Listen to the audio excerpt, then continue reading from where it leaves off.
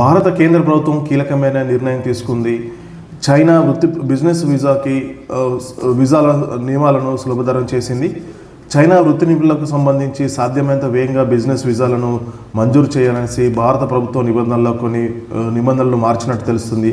ఇరు దేశాల మధ్య సంబంధాలను బలోపేతం చేయడానికి నిర్ణయం తీసుకున్నట్టు, ఈ నిర్ణయం కీలకమైన పురోగతికి దోహదం చేస్తుందనేసి సంబంధిత అధికారులు చెప్తున్నారు. ఈ సడలింపు వల్ల వీసా జాప్యాలు ఉండవని, దాంతో వ్యాపారుల నిపుణుల కొరత లేకుండా చూసుకోవచ్చని వెల్లడించింది.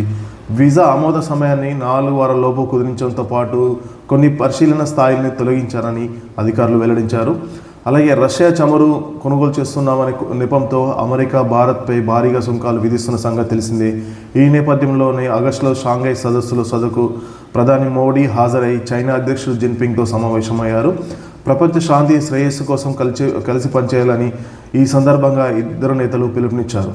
సరిహద్దు వివాదాలు పక్కన పెట్టి అన్ని రంగాల్లో కలిసి పనిచేయాలని నిర్ణయించుకున్నారు.